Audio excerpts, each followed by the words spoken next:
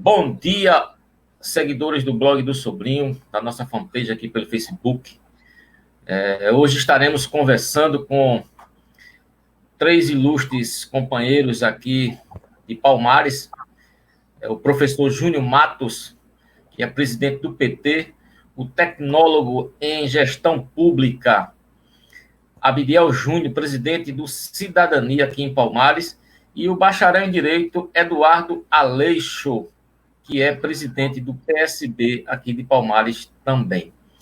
Então, vocês que estão acompanhando, já vão logo compartilhando essa entrevista, que hoje a gente vai falar aqui de como os partidos políticos estão enfrentando as dificuldades impostas pela Covid-19.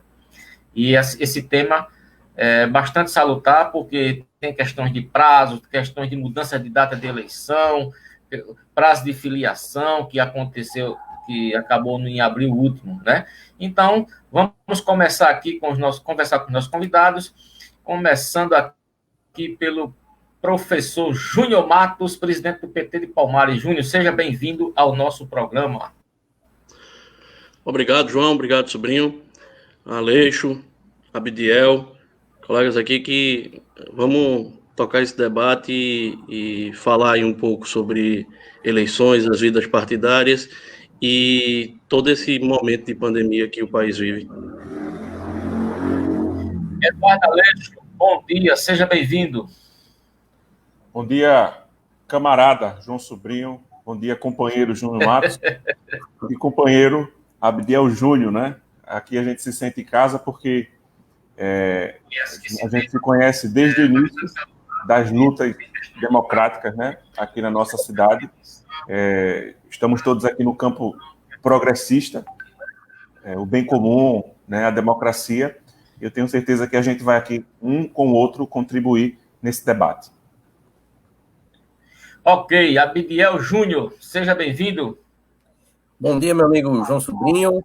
Primeiro de tudo, eu agradeço essa oportunidade de poder estar aqui conversando com grandes amigos aqui de longas datas, meu amigo Júnior Matos, Eduardo Aleixo, que é uma honra realmente poder estar aqui conversando com a nossa sociedade palmarense e todos os outros que estejam nos assistindo pela internet, porque realmente uma grande diferença que eu queria mencionar logo de início é pela demonstração de renovação que nós temos nos partidos, né? Antigamente nós tínhamos aqueles velhos, pessoas tradicionais, tudinho, e aqui 3 partidos de longas datas, tradicionais, com jovens nos seus comandos, decidindo e discutindo quais os destinos que nós iremos fazer para o nosso município, né? Principalmente no próximo pleito aí que se aproxima.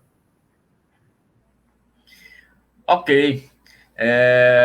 Os internautas, os nossos seguidores, podem já participar pelo chat, tá certo? Fazer sua pergunta, fazer seu questionamento, fazer suas colocações aqui, e os nossos convidados irão, na medida do possível, responder. Começando com o nosso tema, né? Como os partidos políticos estão enfrentando os desafios impostos pela Covid-19, quanto à sua organização, quanto à obediência ao calendário eleitoral, como é que está acontecendo tudo isso? Em relação ao PT, Júnior Matos, como é que o PT está trabalhando essa situação aqui em Palmares?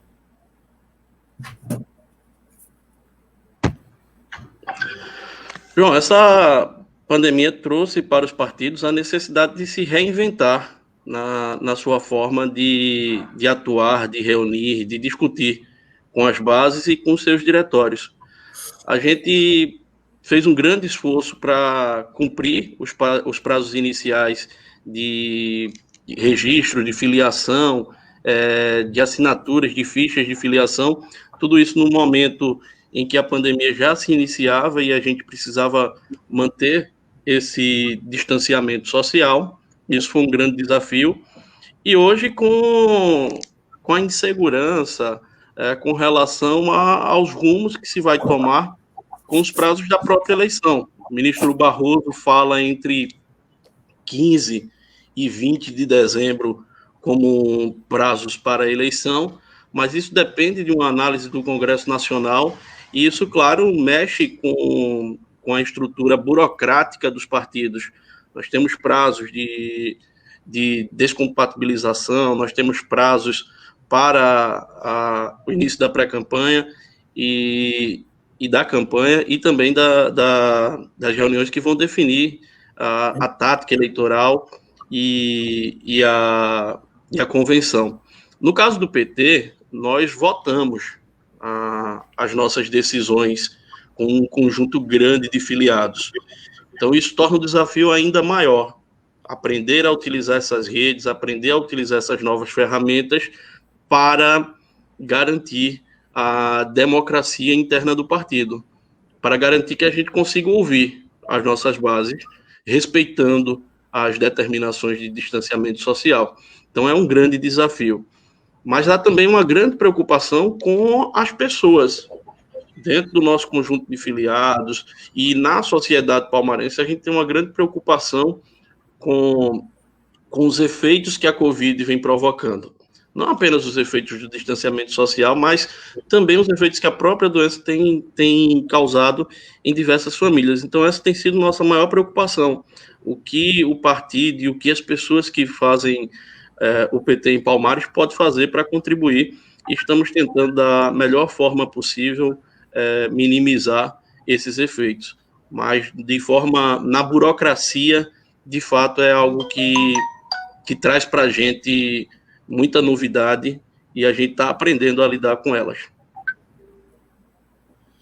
Ok, Júnior. Aqui eu já vou registrando a presença aqui no chat de Rita Nascimento, Kiara Santos, Berenildo Félix Júnior. Sejam bem-vindos e podem participar aí pelo chat, viu, galera? Eduardo Aleixo, o PSB de Palmares, como tem enfrentado esses desafios aí impostos pela Covid-19? Mais uma vez eu cumprimento aqui os companheiros, os internautas, né, que estão nos acompanhando. Os desafios, eles se tornaram mais cristalinos no momento das filiações, né, que encerraram no dia 4 de abril. A gente num terreno de absoluta incerteza, como ainda estamos, né, João Sobrinho, uma vez que existe um possível acordo do Congresso Nacional para que essas eleições ocorram no dia 15 de novembro, mas a gente está num terreno de incerteza. A gente não sabe se vem uma segunda onda, a força dessa segunda onda, se nós já superamos a primeira onda. Então, o nosso partido aqui, o PSB Palmares, teve que se reinventar, né? Aquelas visitas nas residências buscando filiação, elas não puderam acontecer. A gente se utilizou muito, né, das chamadas de vídeo, das conferências, né? Quando podia ir se cuidando ao máximo. Mas, assim, a dificuldade é absolutamente visível, e a gente, os partidos têm se reinventado e buscado, junto à tecnologia, né, junto às redes sociais, se aproximar dos companheiros filiados, né, e de toda a sociedade nessa discussão política. Ok, então, Aleixo. Abigail, e o Cidadania? Como é que tem se sobressaído diante de tantas dificuldades aí nesse período de pandemia? Bem, meu amigo João Sobrinho, realmente, reforçando também a fala dos nossos companheiros, Eduardo Aleixo Júnior, realmente foi um período de dificuldade, até porque, como tínhamos essa restrição em relação às pessoas para poder preservar a saúde delas, não podíamos realmente estar fazendo as visitas como era de costume nos anos anteriores, se reunindo, conversando com o pessoal fisicamente. Tivemos que se reinventar e se adaptar a novas formas de comunicação, através da tecnologia, com conferências, videochamadas, mensagens pelo WhatsApp e outras, de forma que pudéssemos preservar a integridade das pessoas em relação à sua saúde, né? Não sabemos realmente como é que vai ficar o cenário a partir do segundo semestre, porque, como bem Eduardo Aleixo citou, nós estamos enfrentando a primeira onda. Não sabemos até que ponto ela vai, e não sabemos como será uma possível segunda onda, ou, se Deus nos permitir, que não venhamos a ter. Mas é uma incerteza muito grande e, infelizmente, temos que, primeiramente, preservar a vida das pessoas, preservar a saúde delas, tudinho, para que realmente possamos vencer esse grande desafio e que as eleições, vamos aguardar como é que vai ser a definição lá no Congresso de como será definido esse calendário. Já visto que estamos realmente numa incerteza. Posto aí, já definido de lei, tudinho, mas não sabemos se realmente irá se concretizar, como será, se será realmente adiado, como realmente se dará, né? Como diz, uma incerteza muito grande. Mas, se Deus quiser, nós vamos vencer esse desafio e vamos conseguir nos organizar para poder participar desse pleito da melhor forma possível. Ok. A gente tem observado, né, assim, o comportamento da população em relação aos cuidados, né, com a Covid-19, né, e a atenção que tem dado ou não aos decretos estaduais e municipais, né, para minimizar a situação dessa pandemia. Mas imagine uma coisa, se daqui para o dia da eleição essa situação não estiver devidamente controlada, como é que vai acontecer essas eleições? Vocês acreditam que elas possam ocorrer mesmo em uma situação de risco? Júnior? João, os governos já têm tomado medidas que flexibilizam o isolamento de acordo com as regiões do país e do estado de Pernambuco, no sentido de que onde há uma redução do número de internações, principalmente em leitos de UTIs, onde vai havendo essa flexibilização. Mas, de fato, é uma incerteza. Nós não sabemos, esperamos em Deus que não venha uma segunda onda, que isso não continue por muito tempo, mas é uma incerteza. E essa incerteza vai ser vivida como foi feito com a pandemia até o dia de hoje. Dia por dia, semana por semana, e analisando e observando. Há um risco, sim, com a continuação dessa pandemia, dessas eleições serem prorrogadas. Já se fala em medidas como a não conferência da digital para evitar o contato, o distanciamento das pessoas durante o período eleitoral, mas tudo isso ainda faz parte de uma grande incerteza. Acredito que até o final do ano, como vem sendo muito defendido pelo Tribunal Superior Eleitoral, essa eleição deve se concretizar, mantendo decisões como vem sendo tomadas aqui, por exemplo, com a rede bancária e tantos outros serviços que são considerados essenciais. Então, provavelmente essa eleição acontece, agora a gente precisa aguardar para que tudo funcione bem mesmo, esperar que essa pandemia reduza a sua curva. Ok, então. Eduardo Aleixo, na Coreia do Sul, me parece que já houve uma eleição nesse período aí, né? E, inclusive, eles conseguiram com êxito concluir o processo eleitoral lá, o processo de eleição. Como é que você está vendo essa situação também? O Brasil tem uma demografia absolutamente diferente, né? E uma cultura também absolutamente diferente. No entanto, nós acreditamos, o que é que a gente está torcendo, João Sobrinho, Abdiel, companheiros? É que realmente, como a OMS falou, acho que ontem, o Brasil está numa estabilização, né?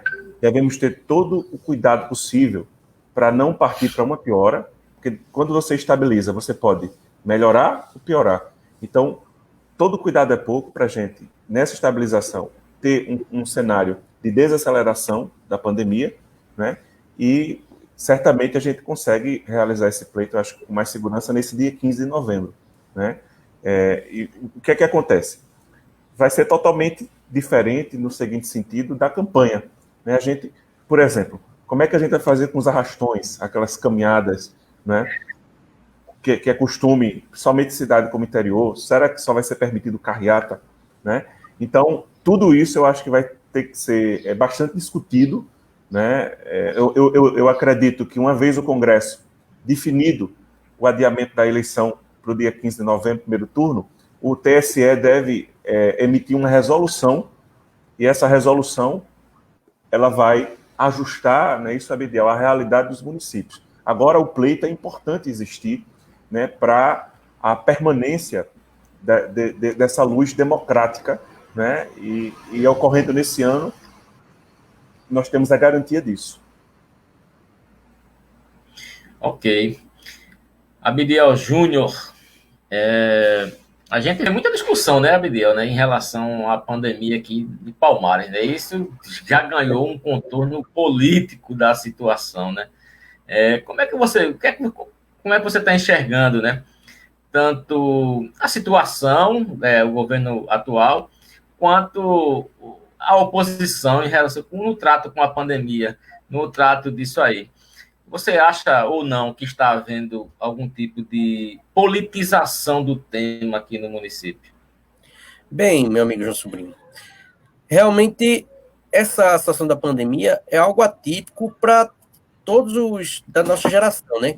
Haja visto que a última vez que enfrentamos uma situação dessa foi há praticamente mais de 100 anos atrás, né? Quando teve aquela crise da febre espanhola. E, na verdade, não foi na Espanha, como muitos acham, né? Mas, realmente, existe realmente uma politização. Afinal, ninguém estava preparado para uma situação dessa. Não existia receita pronta para ser ninguém. Então, estamos tentando buscar caminhos de forma que tenhamos que segurar, como se diz, quem está na gestão, os governos estão tentando reter uma onda desenfreada de internações, de pessoas doentes, mortos, porque realmente ninguém imaginava, ninguém tem uma ideia do que realmente está enfrentando. É apenas um agente invisível, ninguém sabe, ninguém vê, não tem cheiro, não se demonstra. Mas aqueles que estão na oposição, muitos não sabem diferenciar a questão de enfrentar uma situação de saúde pública, uma situação que está mexendo com a vida de todos, independente de suas posições partidárias, suas posições ideológicas, e realmente tentam ganhar vantagem nessa situação. Quando você vem botar opiniões, oposições para dizer que eu disse que deveria ter feito assim e não me atenderam e não sei o quê, e veja só a situação. Realmente não existe receita pronta. Existem sim opiniões, suposições, vamos dizer assim, tentativas que vão levar a acertos e erros. E aí quem está no governo, quem está na gestão, quem vai saber mensurar realmente onde é que está errando, onde é que está acertando, para que realmente possa corrigir. E quem está fora do governo, fora da gestão, deva sim ter sua parcela de contribuição à medida que você possa enxergar algo que esteja realmente, ao seu ponto de vista, que possa contribuir, realmente vir para somar, porque essa é uma luta que estamos todos enfrentando e que realmente precisamos de ter uma união, deixar um pouco de lado essa questão, essa partidarização, essa politização que muitos estão fazendo, não apenas em Palmares, mas em todo o mundo, vamos assim dizer, e realmente partir para um pensamento de união, porque se não pensarmos realmente como seres humanos, no fim das contas poderá ser que não exista ninguém nem para votar, né? Poderá que não exista eleitores, infelizmente. E aí não vai ter posicionamento nenhum que vá salvar a vida de seu ninguém. Na verdade, corrupção nós sabemos que alguns governos realmente estão se aproveitando dessa situação de pandemia para fazerem seus acordos espúrios aí que prejudicam a população. Mas também sabemos da seriedade de outras pessoas, de outros grupos, que realmente, pelo menos, resguardar a vida das pessoas que estão sob suas responsabilidades. Afinal, quem está na gestão tem uma cidade, tem um estado, ou país mesmo, sob sua responsabilidade. E qualquer ato falho que venha a ser devidamente comprovado, ele deva ser devidamente responsabilizado pela sua inação, não é isso? Entendeu, meu amiguinho? Mas vamos seguindo. Ok, Rita Nascimento coloca aqui, bem verdade, a tecnologia nunca foi tão falada e discutida. Como se comunicar com quem não tem acesso à internet ou outros instrumentos digitais? Mesmo antes da pandemia, essas dificuldades já existiam, principalmente os pré-candidatos, os que residem em locais de difícil acesso. Quais as orientações vocês, como presidente dos partidos, têm realizado nesse contexto? Júnior Matos, eu passo a bola para você e dizendo o seguinte, né? Também, e comenta um pouco também disso que a Abdiel falou em relação à politização da pandemia e aproveitando o momento, já respondendo aí a questão de Rita Nascimento. Bem, João, com relação à pandemia, infelizmente, a gente teve no início um erro tático do governo federal que atrapalhou muito o controle de tudo isso. As medidas poderiam ser tomadas de forma mais consistentes se houvesse um direcionamento do governo federal junto aos estados e municípios e a criação de um comitê de crise nacional para analisar os impactos tanto da doença como das medidas de isolamento. De fato, pedir para fechar comércio, pedir para parar a atividade industrial e o setor de serviços não é uma decisão fácil.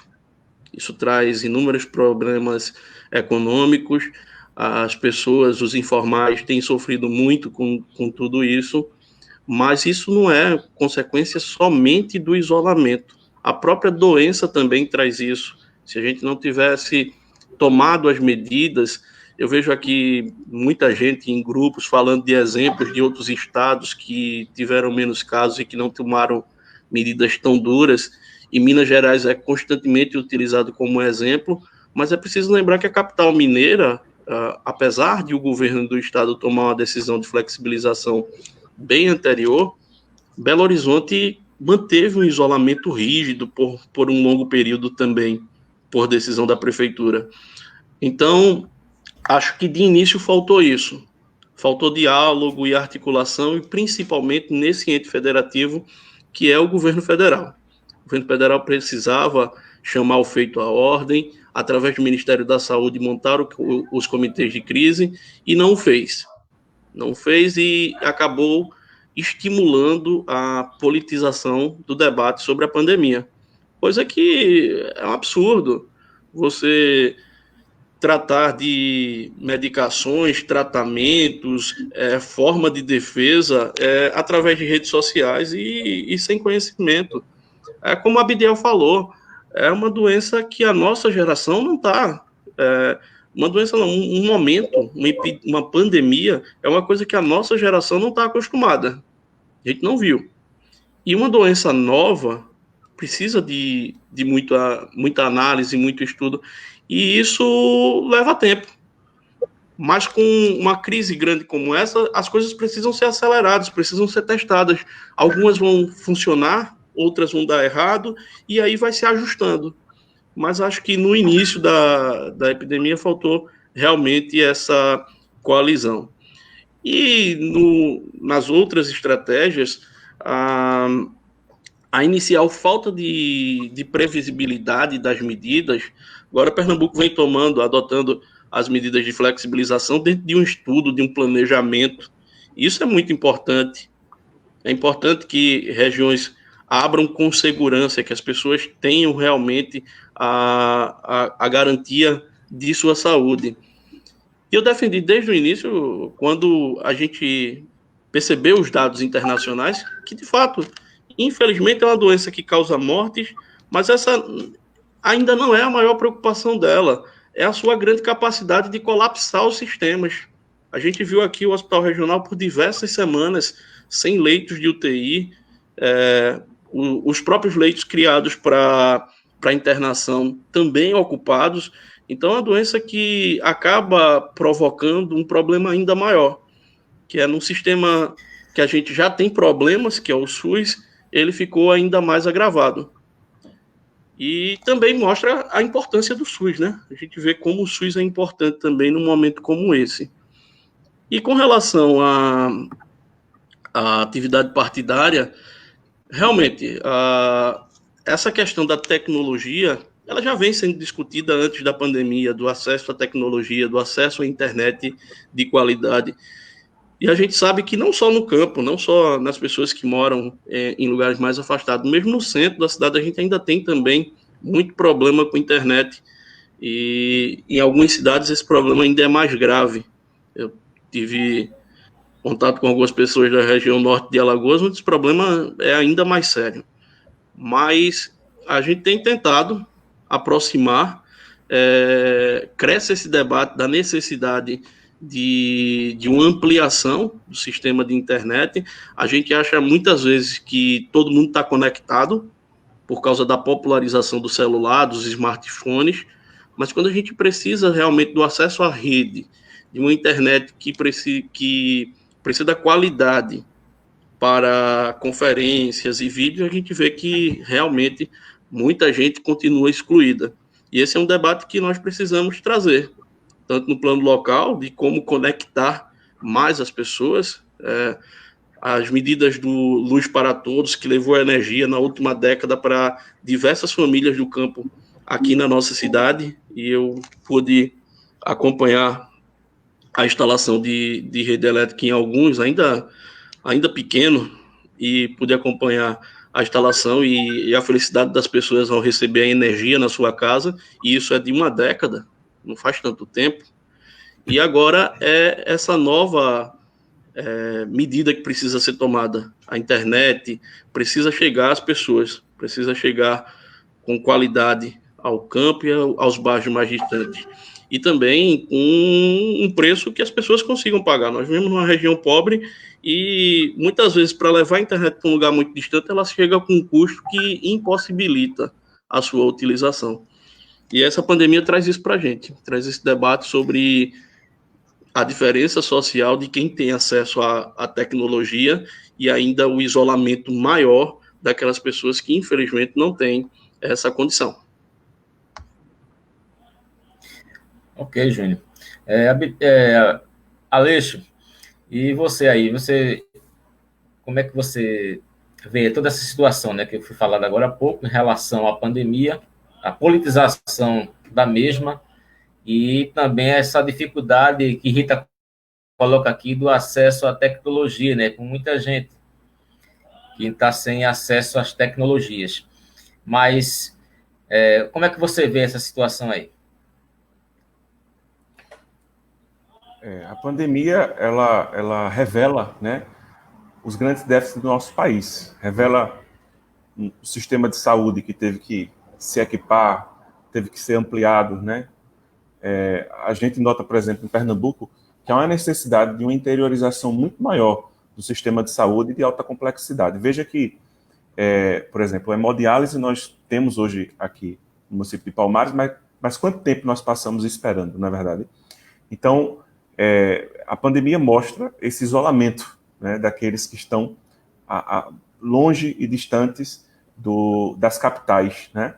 É um pouco do que acontecia na educação até o presidente Lula resolver interiorizar as universidades, né? A gente via as federais só nas capitais, né? E hoje a gente vê os campos, tanto na esfera federal como as universidades estaduais, seguiram esse mesmo modelo na época do ministro Fernando Haddad, e as universidades foram interiorizadas. Então, eu acho que precisa disso também no que se refere ao sistema de saúde, interiorizar mais a alta complexidade que a gente só enxerga com mais força nas capitais. Da mesma forma, a tecnologia.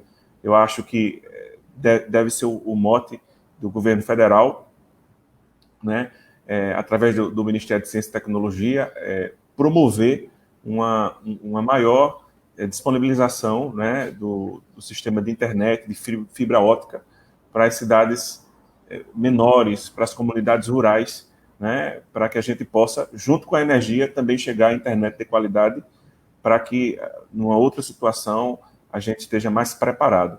Com relação às dificuldades do enfrentamento do coronavírus, companheiros, no dia 15 de março, né, os governadores começaram a emitir os decretos de restrição diante da onda que estava chegando no Brasil. A gente assistiu de camarote à Itália, a gente assistiu à Espanha, a gente assistiu à China, em Wuhan, e aí os governadores, os prefeitos se reúnem, preparam o plano de contingência, isolamento social, a gente preparou tudo.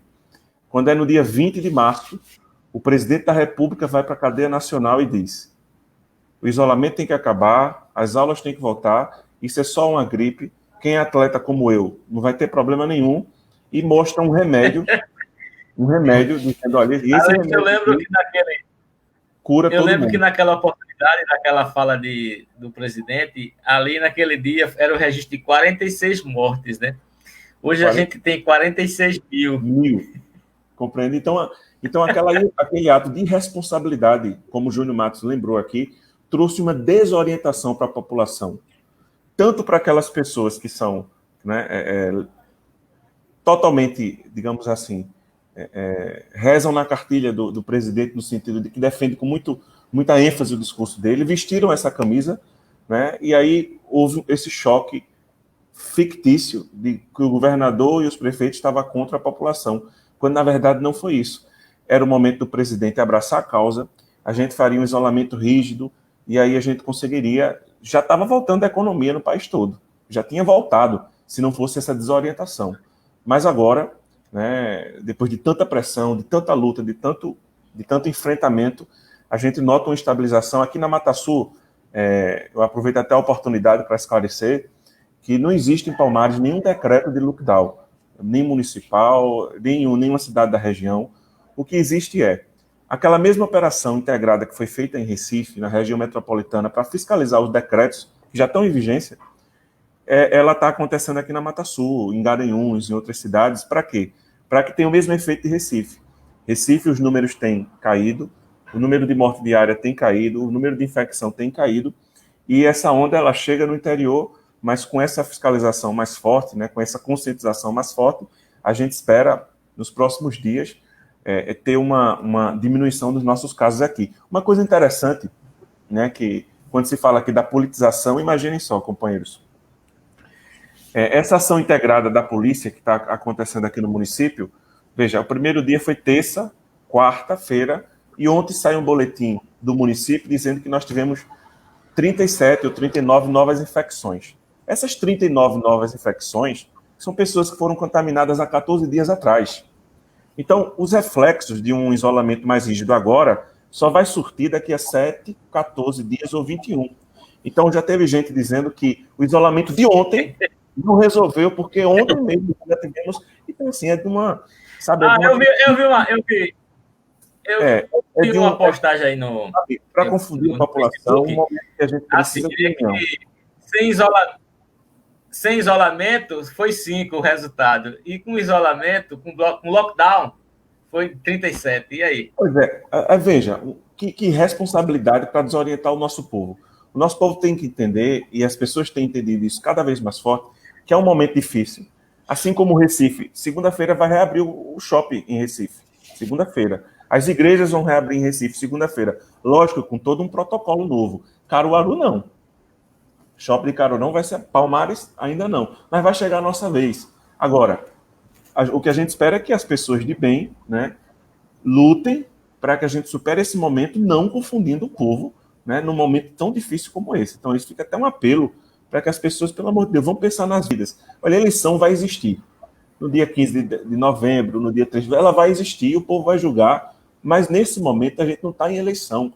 Nesse momento a gente está para salvar vidas. Por isso que a gente parabeniza a postura do PCdoB, do Cidadania, do PT, né, que faz crítica mais consciente, sem querer se aproveitar da situação para criar uma politização efetivamente no momento que o povo...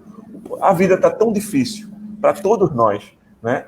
Então a gente precisa de afago e de palavras de esperança. E a gente tem certeza que a gente vai sair dessa. Ok, com certeza, né? Isso que a Alex coloca aí é interessante, sabe, Abdiel? Porque a pandemia, o vírus, ele atinge todas as pessoas. Qualquer pessoa. Rico, pobre, de direita, de esquerda, de centro, de opiniões diversas. Então, o vírus está aí. Então, nesse momento de pandemia, você não acha que todos deveriam estar juntos, tanto situação quanto oposição, para ajudar a combater este vírus que está aí à solta?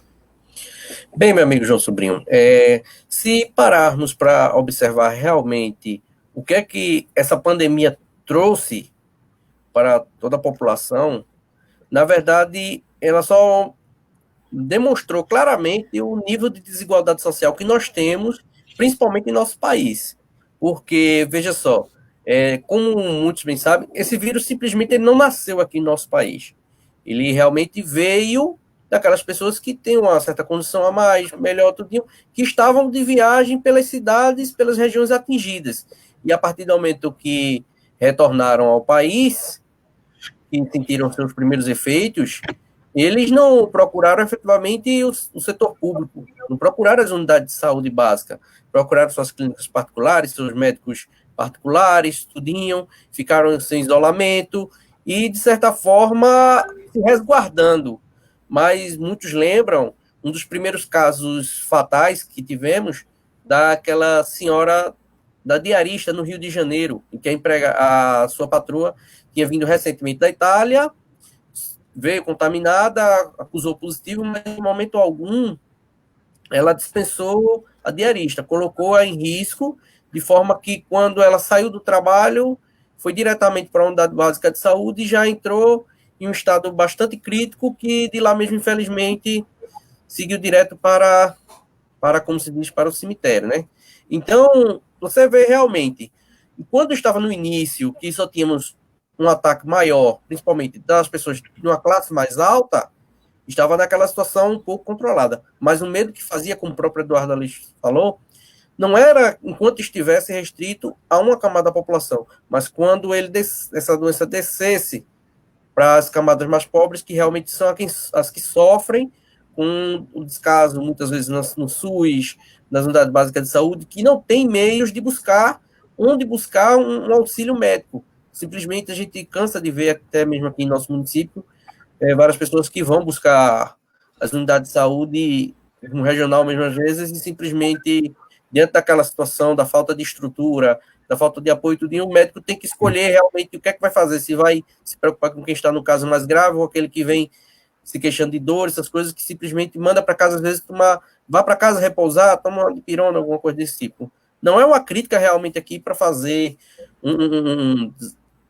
uma crítica ferrenha, não, mas realmente é a desestrutura que nós temos no nosso SUS, na educação mesmo, que apesar dos avanços que tivemos nos últimos anos, infelizmente temos um mal muito grande, que é o da corrupção, que simplesmente corrói e dilui todos os avanços que nós podemos ter.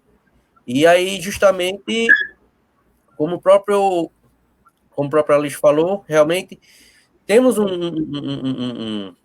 uma diferença muito grande. Então, meus amigos, como se diz, e com essa questão mesmo da tecnologia, para as pessoas que residem em difícil acesso, é onde nós vemos realmente o quanto que tem falhos do Estado em atender essas pessoas. Porque quando você verifica as pessoas, tem uma popularização muito grande dos smartphones, essas coisas, mas a internet, que é o principal para podermos nos conectar às pessoas, ainda temos uma falha muito grande e, infelizmente, precisamos caminhar muito para poder realmente tentar diminuir essa desigualdade, que é o que afeta e que está afetando principalmente a todos diante dessa situação. O vírus, como bem diz, ele não vai escolher quem é de direita, quem é de esquerda, e em momento algum ele vai fazer distinção de pessoas, não. Ele vai simplesmente encontrar um organismo propício para se proliferar e acabou-se. Agora, a questão vai ser, a quem você vai poder atender? Se você tem condições, você vai procurar os melhores locais para se cuidar, para se tratar, tudinho. Quem não tem, que é a grande maioria da população, vai simplesmente sofrer na fila do hospital, tentar um leito e não vai conseguir ir deslocamento, ou muitas vezes não conseguir nem atendimento, ou até mesmo pela orientação, assim dizer, do governo federal, vai simplesmente achar que seja apenas uma pequena gripe, ou qualquer coisa do tipo. E aí onde vem aquela questão que nós temos uma grande quantidade de casos, e, de certa forma, crescente ainda, mas a quantidade de subnotificados e pessoas que realmente não foram testadas, não sabemos realmente, é muito grande. Então, tudo isso foi o que essa pandemia demonstrou, principalmente a desigualdade social muito grande no nosso país em todos os aspectos. Educação, saúde, infraestrutura, essa questão do acesso mesmo das pessoas ao serviço de saúde, e deixou uma ferida aberta muito grande em nosso país. E aí nós temos que parar agora para pensar o que é que nós iremos fazer para trabalhar na redução desse índice que realmente afeta a grande população do nosso país. Ok, então, senhor Abidiel Júnior, Rita botou aqui, e o partido do PT Palmares tem feito alguma formação sobre como usar esses instrumentos? E serve para todos, né? Tem alguma formação, Júnior, para isso aí? Na realidade, sobrinho, a gente, nesse primeiro momento, precisou realmente reinventar a forma que o partido lidava. O PT sempre foi um partido de base que estava sempre muito presente junto às pessoas. E aí, o uso da tecnologia foi um novo desafio. Nós estamos formulando e para a campanha, trabalhando. Ontem estava em conferência com o vice-presidente, Irá, e falando exatamente dessa necessidade da gente ampliar essa capacidade. A gente tem um grupo muito grande de filiados na zona rural, alguns deles com acesso à internet, mas uma grande maioria passa por essa dificuldade. E é mais ou menos como a Abidiel falou, toda essa pandemia traz para a gente exatamente o reflexo sobre a diferença social do nosso país, sobre essa grande questão que afasta as pessoas e que muitas vezes isolam as pessoas independente de pandemia. Nós temos uma parte da nossa população que já vinha isolada da tecnologia, já vinha isolada do acesso aos sistemas de saúde, e tudo isso acaba sendo trazido a mais vista nesse momento. E esse é um debate que nós estamos travando internamente para que a gente consiga ampliar através da nossa Secretaria de Formação Municipal, através da nossa Secretaria de Organização, então, todos os nossos órgãos internos para estimular dentro e trabalhar dentro do partido uma melhor utilização de todas essas plataformas. Mas esse é um desafio não só dos partidos, de fato é um desafio da nossa sociedade. Como professor, eu posso ver a dificuldade de muitos alunos. A gente sempre ouviu muito, e muitos colegas, muitos professores falarem da dificuldade de dar aulas com o aluno o tempo todo no celular. O celular sempre foi um problema dentro da sala de aula para a maioria dos professores. E hoje a gente vê o celular se apresentar como solução. Mas aí a gente percebe que não era todo mundo que tinha acesso ao celular. Não é todo mundo que está conectado. E esse é o grande desafio. É o desafio dos partidos, é o desafio da educação, é o desafio da nossa sociedade. De fazer, como disse Aleixo, aquele luz para todos, chegar agora com internet para todos. Chegar com tecnologia e desenvolvimento para todos. E também vou aproveitar você aí ainda, viu, Júnior? Já vou entrar em outro assunto aqui também, né? A gente tem, como envolve a questão dos partidos, né? Cada um tem sua forma de pensar, sua forma de agir. Hoje, Palmares completa 10 anos das enchentes, né? Quantas coisas mudaram em Palmares de 2010 para cá, né? A enchente que devastou a nossa cidade, ela levou o ginásio municipal e tantos outros prédios públicos, o antigo hospital regional e uma série de outros bairros, foi feito as pedreiras, como as pedreiras inteiro foi atingido, foram atingidos. Sul, né? Agré Mata Sul, e criou-se os bairros dos Quilombos, né, que é o bairro Dom Acácio Rodrigues Alves, e isso também, apesar da dificuldade enfrentada, apesar eu vou dizer, do desastre que se abateu sobre a população palmarense, ele também veio que, no primeiro momento, gerou muito prejuízo ao comércio e uma série de outras coisas. Ela também trouxe alguns benefícios. para a população. Está aí a Orla dos Poetas, é um equipamento público que hoje é bastante utilizado. A UPE Mata Sul, que antes não tinha, aí foi uma decisão política do governador Eduardo Campos. O IFPE foi uma decisão política do presidente Lula, que chegou já o prédio está quase pronto. Eu lembro da solenidade da pedra fundamental, já no governo aí do atual prefeito, o prefeito Altair. Mas são reflexos de decisões políticas importantes. Muitas pessoas acham, mas o que é que os partidos políticos têm a ver com isso? Tem tudo a ver com essas questões, porque esses políticos são membros de partidos, né? E partidos que pensam com progresso, progressivamente, com pensamentos progressistas em favor da comunidade. Não é todo partido que tem decisões políticas que beneficiam o povo, né? Então, fazendo um apanhado geral de tudo isso que aconteceu em Palmares, nessa data marcante de 18 de junho, como é que você vê essa situação que ainda perdura até hoje? E muitos estão dizendo, inclusive, que eu passei em alguns comércios, que a situação da pandemia é pior do que a enchente. Quem quer começar? Começa? Pronto, vamos lá. Vai, Oi? Começa antes. vai começar, Gabriel. Oi? Vamos lá, veja só. Pode ir. Se fizermos uma análise assim, do que foi há 10 anos atrás, com o que realmente é a situação de hoje, realmente é um ponto bastante interessante que nós temos que observar, principalmente em nossa cidade. Há 10 anos atrás, nós tínhamos um cenário totalmente favorável, que era Eduardo Campos como governador, Lula como presidente, o período econômico, não só do Brasil, mas a nível mundial, apesar da crise que estavam passando em 2008, mas estávamos passando um momento muito bom, economicamente, politicamente, de certa forma.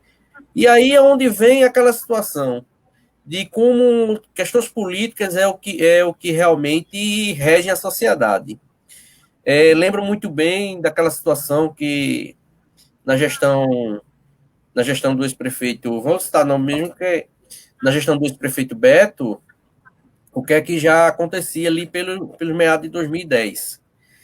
Já existia algumas pequenas trocas de farpas internas na gestão municipal que foram bastante assim atrapalharam de certa forma na condução das ações imediatas para as cheias que ocorreram em 2010 e 2011. Ali dentro daquela situação de calamidade pública que nós tínhamos, mas era uma situação assim reduzida a uma parte do país. Então, ali passamos a Mata Sul e outras partes também, norte das Alagoas, passaram uma situação difícil, mas tínhamos uma estrutura do governo federal que abarcou e, de certa forma, entrou com a Operação Reconstrução aqui e realmente pôde fazer inúmeras ações. E ali onde deveria realmente ter acontecido, era uma conjuntura maior do poder municipal para que realmente pudesse fazer mudanças estruturais dentro da nossa cidade, além de prever algumas ações, prever possíveis novos desastres que poderiam acontecer, mas realmente dar uma nova visão, dar uma nova cara à cidade. E, infelizmente, não foi o que ocorreu, né? Aconteceram algumas situações por pressões políticas, como o prédio do novo ginásio, o IFPE, a UPE, tudo que realmente foi uma ação do governo do Estado e como é que se diz, interferência de alguns agentes políticos, mas a nossa capacidade de liderança é o que realmente nós não temos ainda de força política, principalmente nas eleições estaduais, em que vemos uma pulverização muito grande de votos aqui. E isso traz consequências como agora, que não temos realmente força para brigar dentro de uma situação dessa de necessidade de reconstrução, de recomeço, nós ficamos, de certa forma, um pouco perdidos. Porque não temos força para brigar com a Agreste, com o Sertão, que realmente lá você vê agentes políticos que realmente representam. Fatos recentes como o Canhotinho mesmo, que recebeu o investimento da Master Boy, lá, briga política, questão política, Bonito, que está lá com a planta sendo construída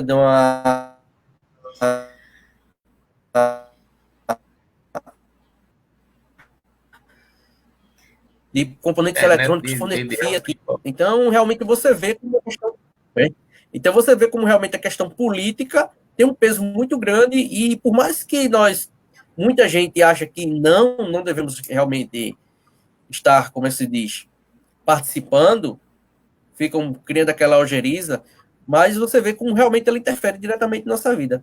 E quando você faz um comparativo, e aí eu vou trazer agora para 2020, dentro dessa pandemia, quando você faz um comparativo em 2010 e 2020, temos situações totalmente distintas, porque naquela época nós tínhamos duplicação da BR-101 acontecendo, logo posterior veio as operações das novas casas, a barragem, a situação econômica do país, a situação política favorável. Então, tínhamos todo um cenário totalmente diverso. Já hoje, com esse cenário da pandemia, nós não temos realmente prejuízos financeiros assim, de perda de materiais, perdas de casas, perdas materiais nenhuma. Mas é uma situação que está afetando a todos. Então, de nada adianta você hoje pensar que a situação de hoje é pior do que 2010. Pode ser sim, porque você não tem mais hoje onde buscar. Todos estão, de certa forma, sofrendo. Não é somente Palmares, mas São Paulo, Estados Unidos, todos. Então, é justamente aí onde você vê que a questão política é bastante essencial. E precisaríamos ter hoje uma liderança a nível federal, que é o que hoje não temos, e que estamos tendo que se virar. Os municípios e estados estão tendo que se virar realmente nessa forma do recomeço. E aí, Aleixo, é onde eu deixo até um pontozinho, uma pequena crítica. Quero que realmente, quando nós começamos como se diz, o fechamento, logo no finalzinho do mês de março, era uma oportunidade, que foi até algum ponto de discussão dentro do CDL, e deveríamos realmente ter pensado como é que poderíamos fazer para esse recomeço, que você viu que quando começou aquela reabertura, o pessoal se descontrolou. Então, foi onde deu essa explosão de casos aqui em Palmares, uma desorganização no centro, tudo isso. E deveríamos ter pensado lá atrás, que até foi uma falha geral mesmo. Deveríamos ter pensado naquele primeiro momento, pensar como iremos fazer para recomeçar o município. E aí entraria aquelas ações que muitos já cobram, da reorganização do centro, alguns pontos que poderiam ser solicitados, a questão da ocupação dos camelôs, praça de alimentação e outras situações. Mas, como se diz, ainda não está tarde. Ainda não se perdeu tempo. Mas aí já deveria estar se pensando na situação de como recomeçar. Porque não vai ser fácil, realmente vai exigir uma musculatura muito grande de todos, principalmente os agentes públicos, que realmente é quem realmente tem capacidade para poder enfrentar essa situação, que é onde vem aquela questão que vem se discutindo há 6 meses atrás, né? O Estado mínimo, quanto menor, melhor para todos, né? E agora, nessa situação crítica, todo mundo pedindo o Estado. Não é verdade, meus amigos? Então, realmente existe essa situação, um comparativo do que foi 2010 do que foi 2020, são situações bastante, assim, diferentes, mas que hoje nós estamos dentro de uma situação que é muito maior, de forma muito mais abrangente, e que realmente falta, sim, essa capacidade de liderança, falta essa capacidade de coordenação, que nós só temos a nível estadual e municipal, mesmo com as dificuldades que nós sabemos, mas, de certa forma, exigiria, sim, principalmente uma liderança maior a nível federal. Você vê Nova Zelândia está aí. A primeira-ministra de lá já praticamente saíram do isolamento, mas fizeram isolamento no início, que fechou mesmo praticamente, e quando surgiu 2 casos, já pegou aquelas pessoas isoladas. O Wuhan mesmo, na China, que foi onde começou o epicentro, acompanhando aqui no Twitter mesmo o professor da FGV que mora lá, ele contando que quando começou a pensar em segunda onda, travaram a cidade e testaram mais de 10 milhões de pessoas, testaram todas as pessoas. E os casos que tiveram suspeitos já isolaram já isolaram diretamente e simplesmente não teve acordo. Que lá na China, você sabe, né? Lá o negócio é pressão, não é feito aqui que a turma ainda vai para cima da polícia, não. Lá a turma não tem boquinha, não. Então, meus amigos, realmente tem que fazer esse comparativo, esse paralelo, mas são situações bastante diversas. E que realmente agora, para esse recomeço, temos que pensar porque a situação é totalmente diferente. Não tem como pensar 2010 com 2020, não. E estamos todos no mesmo barco, não é só a região da Mata Sul, não. Deixa aí a bola para os amigos. Abdiel. Aqui eu vou registrar a participação aqui do Dr. Richard Michael. Obrigado, Michael. Bruno Tiago, Luciana Siqueira, e diz bom dia, companheiros e camaradas. E ela também diz que hoje não temos presidente. E registrar aqui a participação do Josias. Hoje obrigado temos aí Queiroz. pela participação. Que faz uma crítica aqui à gestão municipal. Mas é assim. Ainda tem o Queiroz, é? Eita, rapaz, vai ter muita coisa. Hoje temos Queiroz.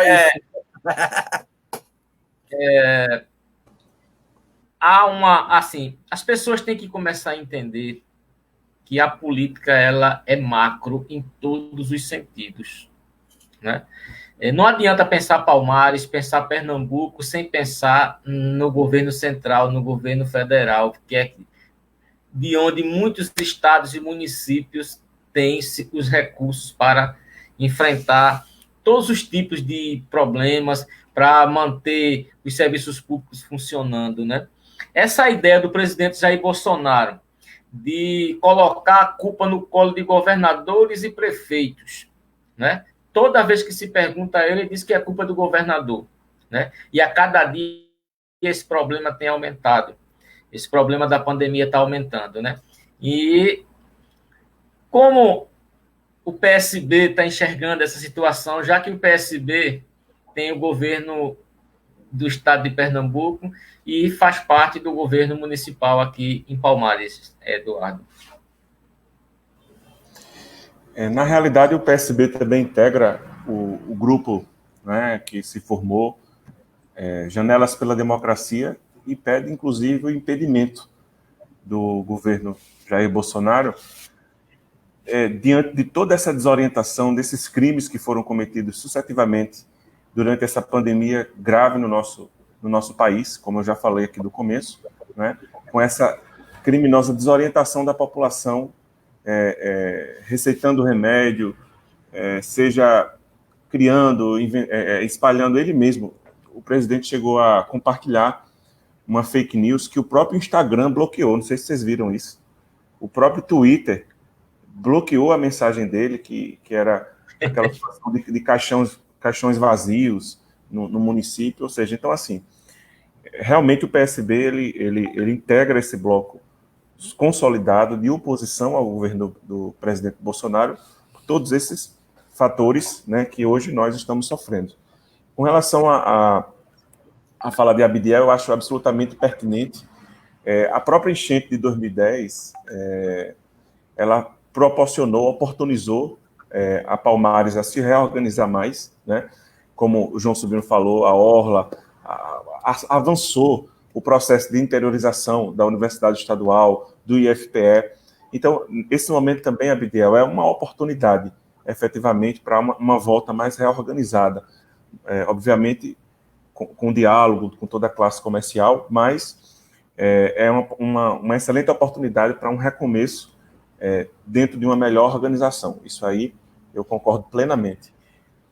Outro ponto que eu acho interessante a gente mencionar, que existe uma coisa que é similar nessa enchente de 2010 com a pandemia que nós estamos enfrentando aqui no nosso município, que é o seguinte: eu tenho 33 anos.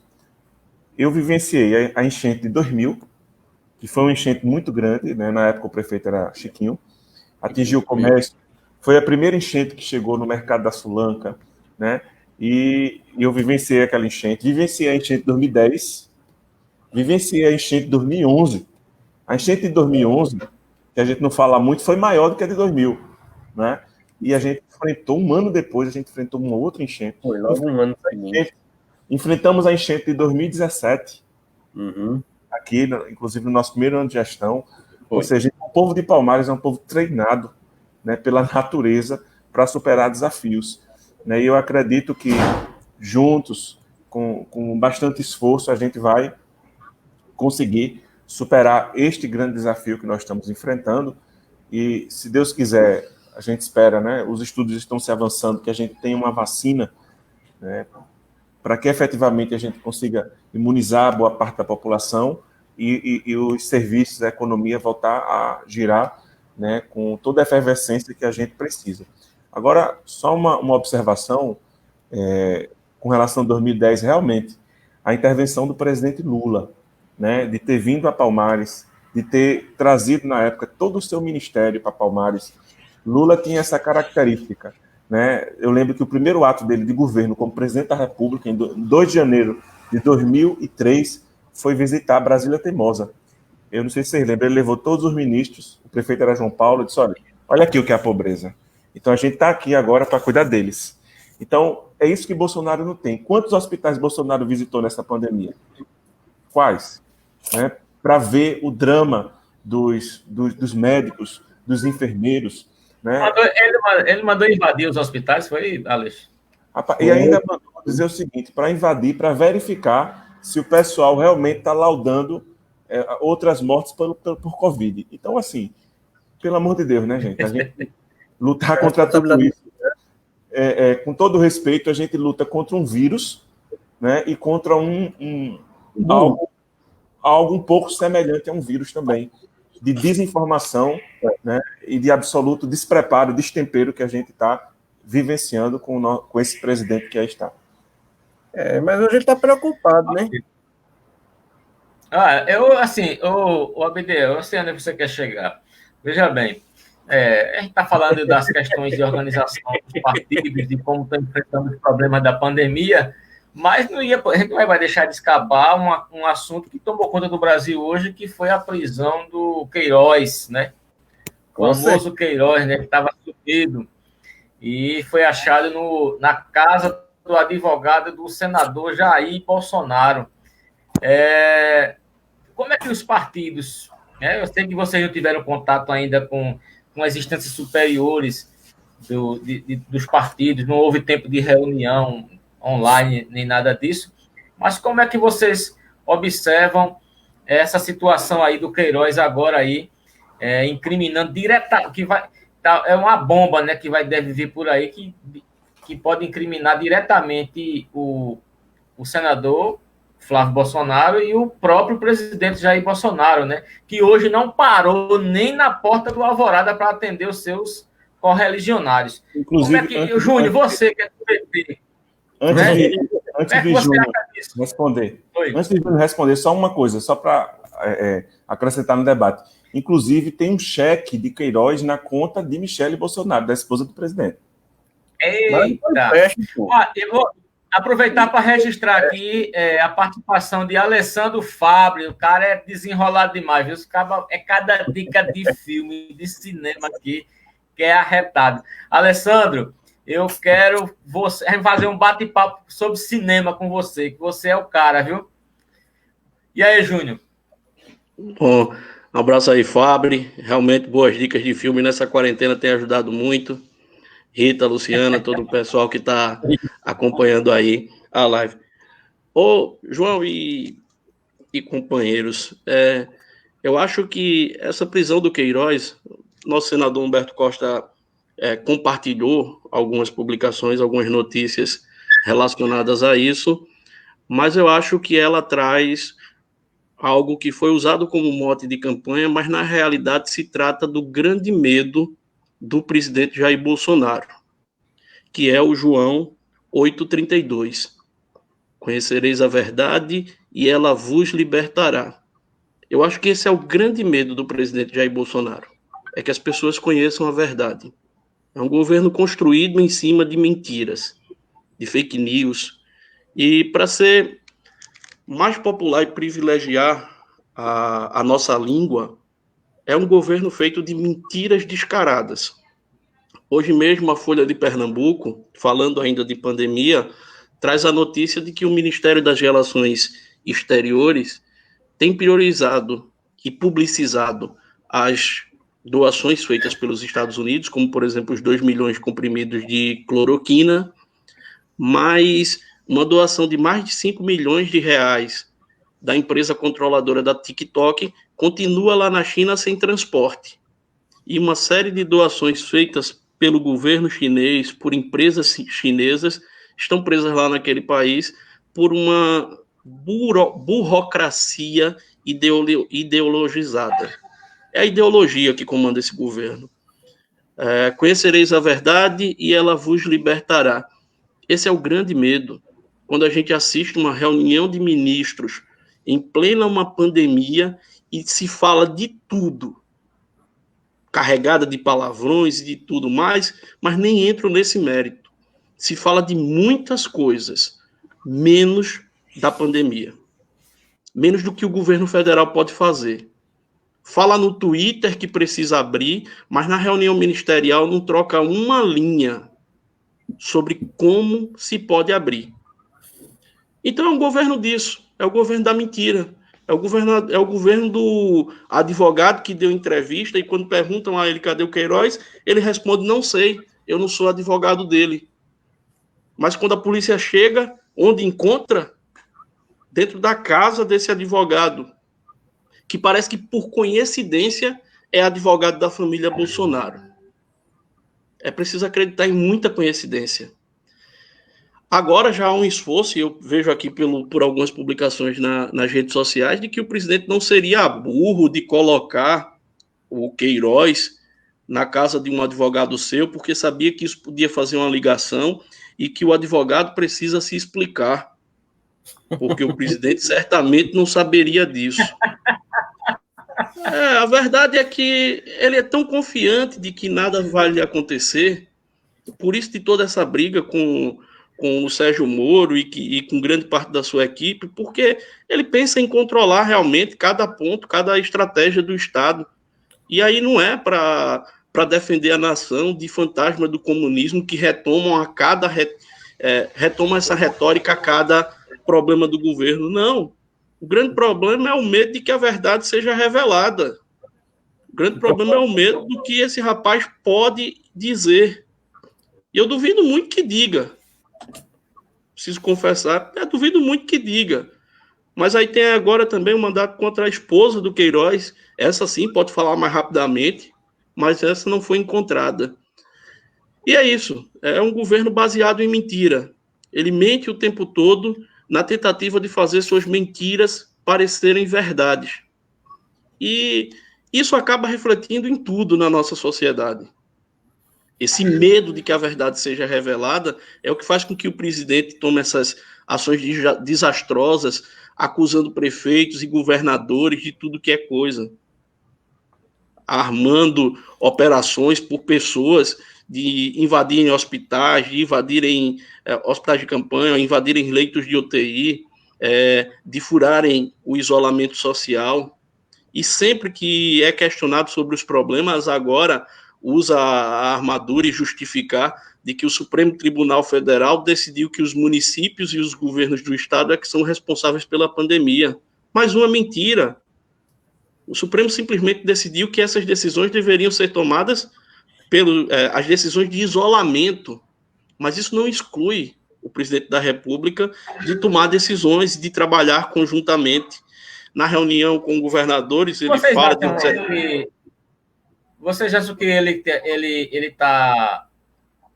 tá provocando uma balbúrdia, né? Como foi tão bem colocado aí pelo ministro da Educação tempos atrás, ele está provocando uma série de desmandos, né? Que a coisa fique fora do controle para que ele possa emplacar o seu intento. O que é que vocês acham disso aí? Eu registrando aqui também, a Alessandro Fábio agradeceu aqui as referências. Rita disse que este desgoverno federal é o que tem de mais retrógrado, fascista e genocida, fora Bolsonaro. E o doutor Richard Michael, que eu também quero uma entrevista com ele, montar uma roda de conversa aqui, vou convidá-lo.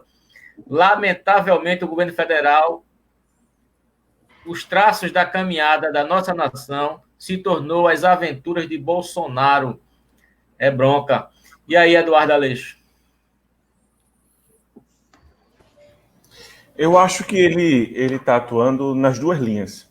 No momento que ele sinaliza para o Centrão, parece que ele vai derrubar agora o ministro da Educação, ele tenta se aliar com o Congresso e, ao mesmo tempo, ele cria também um ambiente no fortalecimento ali nas vias mais temerárias para a nossa democracia. E, às vezes, eu penso que nenhum nem outro. Às vezes, eu penso que ele realmente não pensa nada. Ou seja, para qualquer lugar que for, ele vai, e isso é o que eu mais temo, sinceramente. O que pode acontecer com o nosso país é isso. É o cara que, olha, qualquer caminho leva onde ele quiser. Isso é o que eu mais temo que possa acontecer. Abidiel, quer comentar? Bem, veja só. Quando observamos essa situação do presidente, realmente, como bem Eduardo falou, ficamos nessa incógnita de realmente entender qual é o modus operandi que ele vem traçando ali junto com o seu entorno principal, né? Porque esse governo federal atual realmente é feito de inúmeras facetas ali. Você tem, pessoal, a parte ideológica, a parte militar, a parte do pessoal ali que segue as ideias dele como se realmente fossem a verdade, resgatando essa questão do velho comunismo. E, em parte, como se diz, são cortinas de fumaça também essas situações que ele cria, tentando esconder boa parte do que é realmente seu objetivo, junto com o seu núcleo mais duro, que, de certa forma, é uma interrogação para realmente entendermos quem é, como é, e realmente fica nessa situação. Será que realmente está fazendo porque quer, ou porque não sabe, ou realmente existe algum propósito por trás disso? É uma interrogação muito grande que nós temos, né? Essa questão mesmo do Fabrício Queiroz, que foi preso hoje, e como se demonstrou há um bom tempo, eu acho que ele andava no pedalinho por ali também, dentro de algumas coisas por ali, né, em Atibaia, mas você vê, há mais de um ano que ele estava por ali escondido. Será que ninguém sabia realmente? E aí onde vem aquela dúvida que alguns levantaram, será que Sérgio Moro não sabia também dessa situação? Entendeu? São perguntas, são questionamentos. Você vê recentemente o outro policial que estava foragido, vocês lembram o Adriano? O Adriano que simplesmente voltou dentro de um saco, voltou dentro do saco preto, numa ação que ninguém sabe como foi feita, como foi realizada, simplesmente ele voltou dentro do saco preto. E já é mais um, como diz, mais uma fonte de informações que simplesmente os partidos de oposição, Abdiel, desaparece. Bebiano também, que infelizmente... me parece que os partidos de oposição estão, inclusive, solicitando a segurança, né, para o Queiroz, né, com medo que ele sofra algum tipo de atentado. Isso é o que está colocado aí nos principais jornais aí no Brasil. Está sendo colocado a oposição cobrando um esquema de segurança aí para proteção da vida do Queiroz, né? E assim, no meu entender, eu acredito que o presidente está tropeçando nas suas próprias pedras, nas pedras que ele colocou no caminho, né?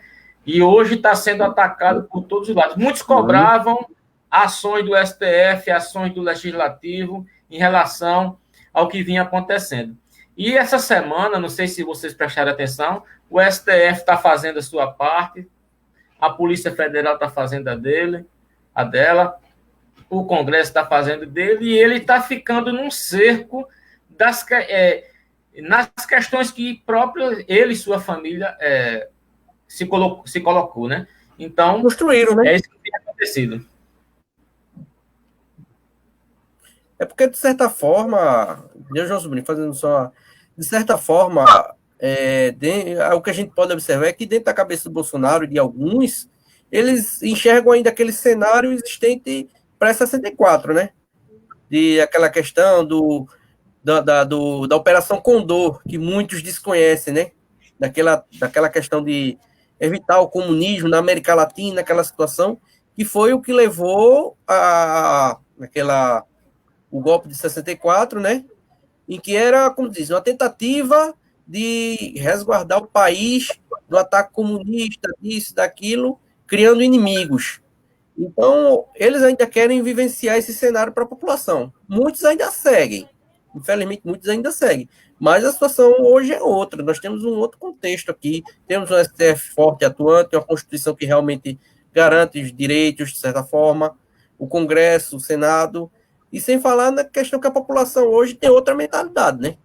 Mas fica nessa dúvida aí de realmente o que é que ele busca. O que é que ele busca com esse tensionamento, com esse enfrentamento junto ao STF, numa tentativa de impor suas ideias, seus pensamentos, buscando uma forma também de construir um poder absoluto, né? Uma autocracia. Foram respostas contundentes, inclusive com a prisão aí da Sarah Winter, né? Do grupo dos 300 do Brasil, né? Sarah Giromini, o nome dela, né? Daquela figura. Sarah Winter, não. Criaram essas histórias aí, porque até é um questionamento. Falam tanto de patriotismo, tanto do Brasil, defesa do país, e criam como se diz, palavras em inglês para botar como um apelido, né? Para se identificarem com o nome de palavras inglesas, que muitos nem entendem. Sarah Inverno, meu Deus do céu. Ó, coisinha linda. Por aí a Beleza, gente vai. Ó, pessoal. A gente de coordenação do pessoal. A gente está caminhando para o final aqui, né? Já tem mais de 1 hora, já 1h16 aqui. E era para a gente ter encerrado, mas o papo está muito extrovertido, legal, muito bom. E a gente tem assunto aqui para passar até o dia todo, né? Em relação, e principalmente com os últimos acontecimentos que tivemos aí de ontem de noite para cá. Mas dizer a você o seguinte, agradecer pela participação, pela disponibilidade, né? Eu sei que tem a Lê está trabalhando, a Abdiel no comércio, eu e Júnior, a gente está trabalhando também de casa, né? Porque a gente trabalha na mesma escola e a gente também acompanha os alunos com atividades online. E está todo mundo aqui trabalhando, mas a encontrar um tempo para debater sobre temas de interesse da população de Palmares e do Brasil, isso é muito importante. Então, agradecer a vocês e deixo com vocês agora as considerações finais sobre essa entrevista e se dirigir aí para o público de Palmares, passando aí alguma coisa que ainda faltou para relatar. Começando aí pelo presidente do PT, o professor Júnior Matos. Bem, sobrinho, obrigado a você pelo espaço, por essa entrevista. A Abdiel, Cidadania, Eduardo, PSB.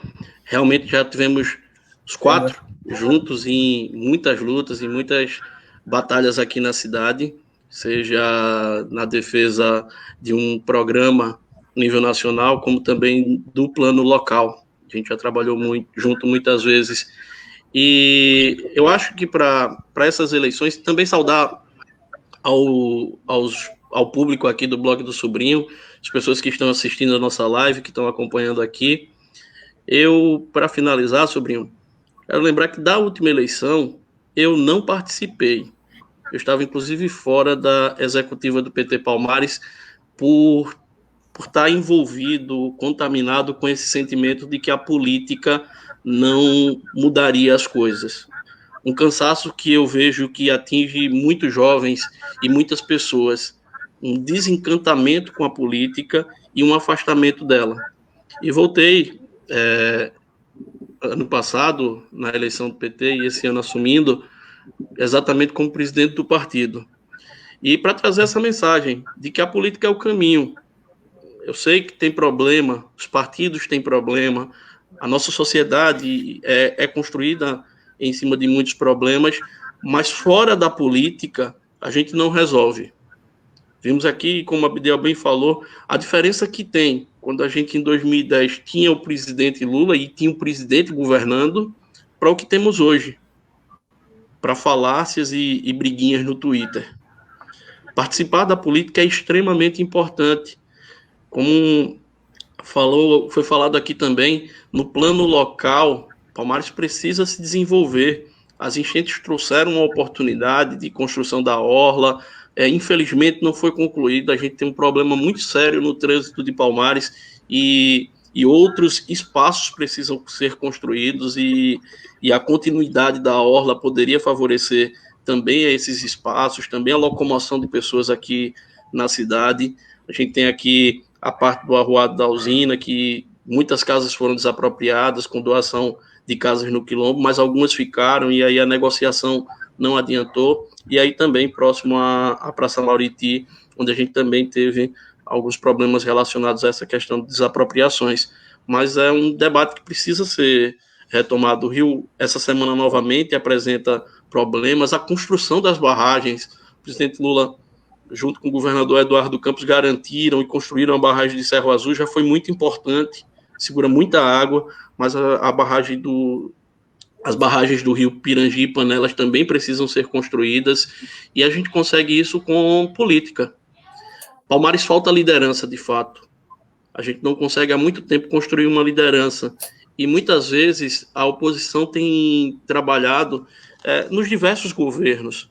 As oposições têm trabalhado sempre para desconstruir as imagens de quem governa. E isso é um grave problema. Eu posso discordar, eu sei de problemas e apontar problemas na gestão, mas a gente precisa ter esse diálogo maduro, principalmente as representações partidárias. Um diálogo sério que pense Palmares, não apenas a próxima eleição. Quando fui eleito ao PT, eu deixei isso muito claro, que a gente não poderia pensar somente na eleição, mas é o que é que o partido pode contribuir com a sociedade para depois da eleição, independente de quem vença a eleição, mas que vença e que consiga, através dos nossos senadores, dos nossos deputados, emendas, recursos, para que Palmares ande. A nossa população merece isso. A nossa população merece uma cidade melhor. Palmares é uma cidade de polo, o nosso comércio já foi muito forte, hoje acaba dividindo espaços com outras regiões, mas pode ainda ser ainda mais fortalecido. O nosso campo precisa escoar a produção. A gente precisa que os agricultores tenham aqui em Palmares um espaço de venda de seus produtos, que não precise levar para a SEACA em Caruaru ou para a SEASA em Recife. Então, todo esse espaço passa por dentro da política. E eu fico muito feliz, João. Muito feliz de estar aqui com você, com o Eduardo, com a Abdiel, porque, de fato, são pessoas que a gente discorda em muitas coisas, concorda em outras, mas que a gente se respeita e sempre, eu não tenho dúvidas, que cada um de vocês, assim como eu, pensa numa Palmares melhor, para nós e para toda a população. Então é nisso que eu acredito. Obrigado a todos aí por esse espaço e pelo tempo e a paciência. Ok, isso aí você... foi super importante esse debate, né? E sua presença aqui, Júnior, vai ser sempre uma alegria para todos nós, tanto nós que estamos no debate, quanto a população em Palmares. Esse vídeo vai ficar aí arquivado na nossa página no Facebook, para que as pessoas que não assistiram a esse debate tenham a oportunidade também de participar do debate da cidade e do país, né? Do estado e do país. Eduardo Aleixo, muito obrigado pela sua presença, meu amigo. Mais uma vez agradeço aqui, João Sobrinho. Júnior Matos, eu estava com bastante saudade de Júnior Matos, porque a Abdiel eu sempre encontro nos grupos, a gente conversando e tal, mas Júnior Matos eu realmente perdi o contato, vou até pegar o telefone dele com o Irá. É uma pessoa que eu gosto muito.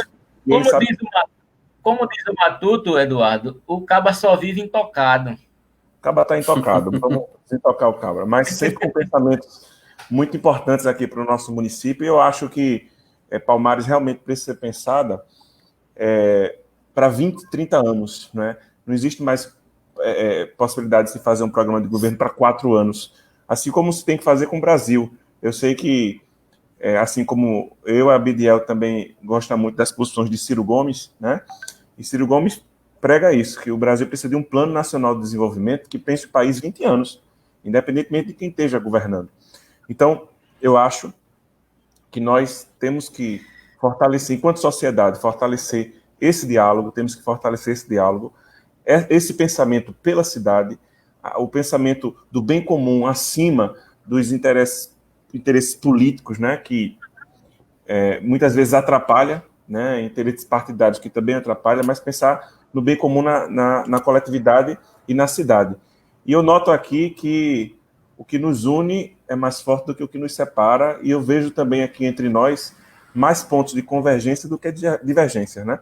Então, eu acredito que quando a gente está em qualquer luta e que a gente tem o mesmo ideal, a gente não é concorrente, nem adversário, né? A gente está indo por caminhos que se encontram no final, que é o que a gente busca. Eu tenho certeza que o professor João Sobrinho, ele e a esposa, eu faço aqui esse registro, contribui com a coletividade em todas as áreas. O Caba é músico, cantor, compositor, na igreja, professor, político.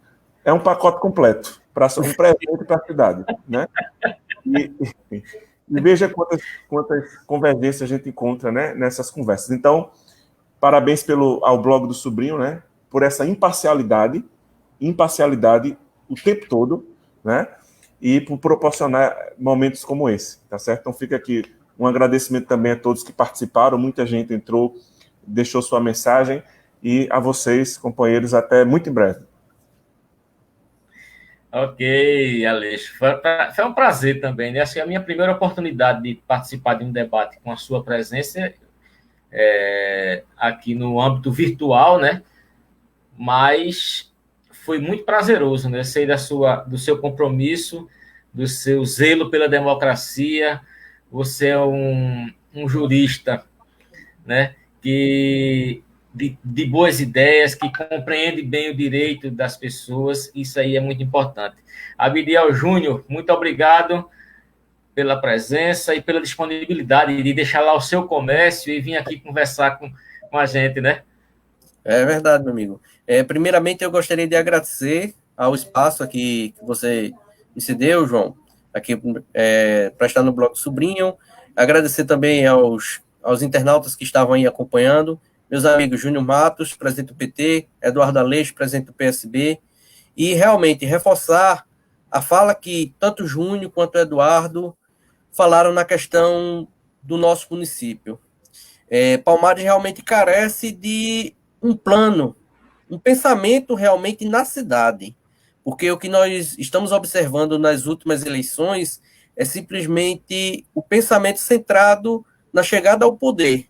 E depois que chega, simplesmente daqui que você venha tentar organizar, começar realmente a fazer a engrenagem girar, leva-se um tempo, porque a administração pública, que é minha área de formação, realmente ela tem um processo burocrático muito extenso, você precisa realmente muitas regulamentações, leis, essas coisas que você realmente engessa.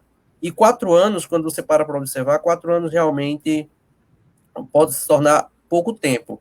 Mas é claro, quando você tem realmente um planejamento que realmente você possa colocar em prática e tenha um grupo coeso que realmente pense na benfeitoria da cidade, ou no estado mesmo, mas resumindo a cidade, que é o foco maior da nossa discussão, realmente possa ser o início de grandes transformações que você possa colher no futuro. Vou citar um exemplo aqui de uma cidade vizinha, que é como Bonito. Bonito, a gente já tem são 12 anos de um grupo que realmente pensa o município, tanto que os frutos estão sendo colhidos agora, como você vê os grandes investimentos que ocorreram naquela cidade. Em contrapartida, você vê Palmares, dessas últimas 4 eleições, simplesmente é o pensamento de um grupo que quer chegar ao poder. Mas pensar, discutir a cidade realmente com a seriedade que ela merece, pensando realmente num plano a longo prazo, como bem mencionou Eduardo Aleixo, é algo que eu tenho defendido há muito tempo aqui, não se pensa. Porque as eleições passam. Partidos, eles são compostos por pessoas. São pensamentos diferentes, pensamentos, assim, cada um defendendo seu ponto de vista, mas isso não significa que nos torne adversários, não nos torna inimigos, porque, afinal, todos nós somos palmarenses, e nós queremos o melhor para essa cidade. Afinal, o que ela colher de frutos vai beneficiar a todos, não vai beneficiar a mim, a Aleixo, a Júnior, a João Sobrinho, independente, não. Vai beneficiar a todos os nossos amigos, vizinhos, filhos, pais, e isso é o que precisamos discutir. Para essa eleição mesmo que se avizinha, precisamos passar essa mensagem à população, e devemos deixar de lado aqueles que buscam tornar inimigos por estarem em palanques opostos, mas pensar realmente como podemos discutir a nossa cidade. E a população é que realmente irá julgar quem realmente esteja mais apto a receber uma oportunidade de governar a esta cidade. E após a finalização do pleito, é sentar todo mundo e discutir. Pensar, Eduardo, vem cá, Júnior, e outros que temos em nossa cidade, com boas ideias, boas opiniões, para realmente pensar o que é que nós iremos fazer de Palmares para daqui a 10, 20 ou 30 anos. Porque esse é o ponto principal que Palmares não tem. 10 anos da cheia completam hoje. E realmente o que é que nós temos de mudanças efetivas para essa cidade? Se pararmos para observar realmente, ela simplesmente está estagnada. Ela simplesmente parou. Teve aquela oportunidade da cheia, o boom econômico tudinho, mas simplesmente ela parou. Ela continua parada no tempo, enquanto todas as outras regiões elas avançaram. Se você brincar a escala, daqui a pouco já se distancia da zona da Mata Sul. E se brincar, será região metropolitana. Vitória de Santo Antão, que é na zona da Mata Sul, não é mais. Bonito se distanciou, isolou o Palmares, e você vê uma falha muito grande que nós tivemos. Ela simplesmente ali fechou com a barragem, fechou a estrada que existia, que ligava Serra Azul a Bonito, um trecho de mais ou menos 3 quilômetros, não existe mais, e você vê na questão turística, só um ponto, Bonito se apropriou de todos os banhos que fazia de Palmares ser referência. Hoje Palmares só tem ali a usina Serra Azul deteriorada, né? Mas, para concluir aqui junto a você, meus amigos, precisamos realmente discutir a nossa cidade, pensar um plano de longo prazo para que realmente possamos trazer Palmares para a seriedade, para a importância que ela tem no Estado. E é a cidade polo, mas polo apenas no nome. Não tem mais aquela importância que teve no passado. Entendeu? Muito obrigado a todos, muito obrigado a vocês, meus amigos, e vamos continuar a dialogar mais vezes, que precisamos, né? Ok, Amideu, eu agradeço, né, viu, a sua disponibilidade mais uma vez aqui falando, né, de todos os convidados aqui, o Aleixo e também o Júnior, e registrar aqui as presenças, né, de Rita Nascimento, Kiara Santos, Berenildo Félix, Richard Maico, Dr. Richard, Bruno Tiago, Luciana Siqueira, Josias, Alessandro Fabre, Eliane Torres, Alessandro aqui parabenizando pela live, bate-papo agradável e esclarecedor. Falou também da situação das barragens na fala de Júnior, ele concordou também que tem que retomar essa discussão da construção das barragens. Rita Nascimento disse que parabéns pela live, bom debate, precisamos construir uma cidade mais democrática e sustentável. Veja quanta coisa boa surgiu aqui. Tiago Lima, parabéns pela live, bom nível de discussão na defesa da democracia. E Robson Faria Jatobá. Robson, ele é do Comitê Estadual do PCdoB, aqui em Pernambuco. E é um cara muito bom. E eu agradeço, Robson, pela sua participação, dizendo aqui, parabéns, João, pela iniciativa, sempre atuante. Obrigado pela participação. E Matheus Mariano, que por último aqui falou, parabenizando a todos aqui pela live. No mais, é isso. Na próxima semana tem mais, né, mais live aqui, debatendo os temas de Palmares, do Estado, do país, e com pessoas no nível do debate que tivemos hoje. Agradeço a vocês, um abraço e até a próxima.